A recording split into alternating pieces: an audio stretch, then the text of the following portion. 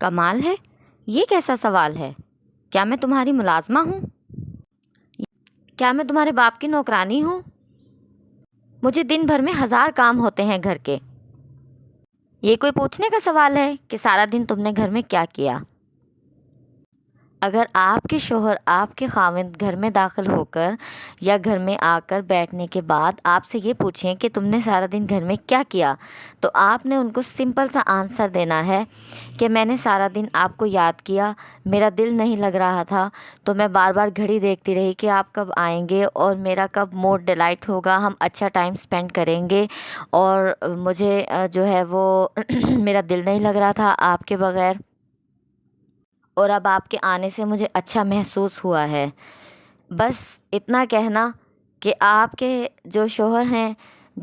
وہ آگے پیچھے کی ساری بات بھول جائیں گے اور انتہائی خوش ہو جائیں گے کہ جو ہے وہ میری وائف نے تو مجھے یاد کیا، مجھے مس کیا، اور جو ہے، اور اگر مثال کے طور پہ وہ غصے والے ہیں، آپ سے ان کا کوئی کام مس بھی ہو گیا ہے، تو آپ نوٹس کیجیے گا کہ وہ اسمائلی ہو جائیں گے اور پھر کہیں گے کہ کوئی بات نہیں، چلو اچھا، تو آپ بڑے ہی تحمل سے کہیں گے کہ میں ابھی کر دیتی ہوں، تو وہ کہیں گے اٹس فائن، غصہ بھی نہیں ہوگا اور بہت ہی پیار سے تحمل سے آپ کی جو ہے وہ یہ چیز سلوشن ہو جائے گی۔ ہاں، ہم لیڈیز کو اکثر اس سوال پر غصہ آ جاتا ہے کہ بھئی تم نے سارا دن گھر میں کیا کیا، جبکہ ہم 1 منٹ بھی کہیں کہ بیٹھنے کا ہمیں ٹائم نہیں ملتا، ہمارے گھر کے 1000 کام ہوتے ہیں، لیکن باوجود اس کے اس سوال پر ہمیں غصہ آ ہی جاتا ہے کہ جی کیوں ہم سے یہ سوال کیا گیا جبکہ ہم اتنا بزی تھے۔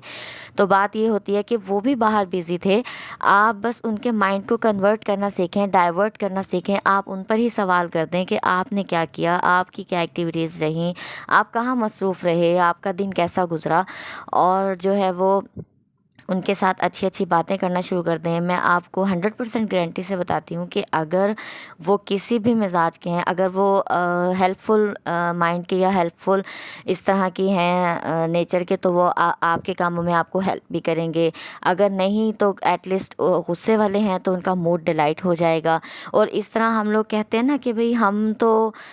مطلب سامنے سے آگے سے ہمیں اچھا رسپانس نہیں ملتا، یا وہ ہمارے ساتھ اچھے سے پیار سے بات نہیں کرتے، یا جو بھی ہمیں مطلب اکثر ہمارے ہسبینڈ لوگوں سے کمپلین رہتی ہے، تو وہ یہ ہوتا ہے کہ دیکھیں جیسا ہم چاہتے ہیں نا کہ دوسرا ہمارے ساتھ وہی بیہیویئر کرے، یہ صرف ہسبینڈ وائف کے ریلیشن میں نہیں، فرینڈس کے ریلیشن میں اور پیرنٹس کے ریلیشن میں، بھائی بہن کے ریلیشن میں، کسی بھی ریلیشن میں آپ اس چیز کو اپلائی کر سکتے ہیں کہ اگر جیسے ہم چاہتے ہیں نا کہ سامنے والا ہمارے ساتھ ایسا بیہیو کرے، تو اس کی ایک ٹرک ہوتی ہے، آپ جیسا انہیں دیکھنا چاہتے ہیں آپ خود کو ویسا بنا لیں۔ مثال کے طور پہ آپ چاہتے ہیں کہ وہ آپ کے ساتھ پولائٹلی بات کریں، تو سب سے پہلے آپ پولائٹلی بات کرنا شروع کریں، آپ اگلے کے رسپانس کو اگنور کرتے ہوئے صبر و تحمل سے اپنی چیز کو کنٹینیو رکھیے، اپنے پیشنس کو، اپنے بیہیویئر کو کنٹینیو رکھیے، اپنے لہجے کو، اور ایک دن آپ رزلٹ ضرور دیکھیں گی، ٹھیک ہے؟ تو اسی طرح ہوتا ہے کہ ہم بعض اوقات دوسرے سے ہی امید رکھتے ہی لمبا ایک عرصہ گزار دیتے ہیں کہ فلاں ایسا ہے، تو کیونکہ اکثر بعض اوقات یہ ہوتا ہے کہ میرے والد صاحب جیسے ایک چیز کا گلہ کرتے ہیں کہ دیکھو عید ہے تو فلاں نے ہمیں کال کر کر یہ نہیں کہا کہ مبارک ہو یا عید مبارک، تو میں کہتی ہوں کہ اٹس فائن، کوئی بات نہیں، اگر انہوں نے نہیں کیا تو آپ کر لیں، ہو سکتا ہے کہ وہ بھی اسی چیز کو لے کر بیٹھے ہوں کہ دیکھو انہوں نے ہمیں کال بھی نہیں کی، تو کوئی تو پہل کرے گا نا، اگر آپ نہ صحیح تو وہ، اگر وہ نہ صحیح تو آپ۔ تو اسی طرح بس ہمارے رشتے نا دور ہوتے چلے جاتے ہیں، ہم یہ سوچتے ہیں کہ نہیں جی فلاں ہی کرے، اور ہو سکتا ہے اگلا بھی یہی انتظار میں بیٹھا ہو کہ جی فلاں ہی کرے، ہم کیوں کریں۔ تو ہمیں فاصلوں کو مٹا کر نا خود سے پہل کر لینی چاہیے۔ تو جناب اس طرح کے جو بھی یعنی کہ ہمارے کوسچنز ہوتے ہیں جو ہمیں پسند نہیں آتے، یا ہمیں سامنے کا کوئی بیہیویئر اچھا نہیں لگتا، تو سب سے پہلے ہمیں اپنے آپ کو چینج کرنے کی ضرورت ہوتی ہے، اپنے بیہیویئر کو، اور جب ہم جیسا بنا لیتے ہیں تو ہمارا سامنے والا بالکل ہمارا آئینہ دار بن جاتا ہے، اور وہ ویسا ہی بیہیویئر ہمارے ساتھ آہستہ آہستہ ایک دم سے نہ صحیح تو آہستہ آہستہ رکھنا شروع کر دیتا ہے، جیسا کہ ہم اس کو اس بیہیو میں دیکھنا چاہتے ہیں کہ وہ ہمیں اس طرح سے ٹریٹ کرے، چاہے وہ پولائٹلی ہو، چاہے وہ سافٹلی ہو، چاہے وہ یعنی کہ پیار سے ہو کہ بھئی چلو اس طرح سے، تو اثر جو ہے وہ اس چیز کا ضرور آتا ہے۔ اکثر جیسے میں شیئر کر دوں کہ اگر جیسے میرے ہسبینڈ باہر گئے اور مجھے بول کر گئے کہ آپ چائے بنا کر رکھنا، میں ابھی آ رہا ہوں، اور وہ قریب سے ہی فوراً سے واپس آ گئے اور میں اپنے ہی کاموں میں لگی رہی، چائے میں نے ان کے لیے نہیں بنائی، تو وہ آ کر کہتے ہیں کہ میں آپ کو چائے کا بول کر گیا تھا۔ تو اگر میں بھول بھی گئی تو میں ان کو یہی بولتی ہوں کہ چائے کو اگر لمبا عرصہ چولہے پہ رکھا رہے، مطلب زیادہ ٹائم گزر جائے، لمبا عرصہ تو سوری کوئی، وہ تو ایک زمانے میں چل جائے گی بات، مطلب کہ اگر تھوڑا ٹائم گزر جائے تو اس کی رنگت جو ہے وہ اچھی نہیں رہتی، فریش اور وہ گڈ لکنگ سی نہیں آتی، تو میں آپ کو ابھی بنا دیتی ہوں چائے، بس اتنا کہنا ہوتا ہے۔ وہ بالکل ایک دم سے ان کا موڈ کہ ہاں چلو ٹھیک ہے تم بنا لاؤ۔ تھوڑا سا نا ہمارے اپنے اوپر بھی ہوتا ہے کہ ہم کس طرح سامنے والے کو بیہیویئر دے رہے ہیں، کس طرح کا رسپانس کر رہے ہیں، تو وہ ہمارے ساتھ پھر ہمیں کس طرح سے ٹریٹ کرتا ہے، وہ بھی یہ چیز یعنی کہ آ جاتی ہے۔ جیسے میں نے نا ایک معلم کا سنا تھا کہ انہوں نے کہا کہ میرے پاس ایک بہت امیر اور بہت اچھے یعنی کہ جیسے گھر سے ایک والد آئے، انہوں نے کہا کہ جو میری اولاد ہے، حالانکہ ہمارے پاس سب کچھ ہے، تمام تر یعنی کہ اللہ تعالیٰ کی نعمتیں، سہولیات، اور میرے بچوں کو آزادی ہر طرح سے، مطلب تو پھر بھی وہ ہماری فرما بردار نہیں ہے، ہمارے ساتھ اچھا سلوک نہیں کرتے، اچھے سے ہمارے ساتھ پیش نہیں آتے۔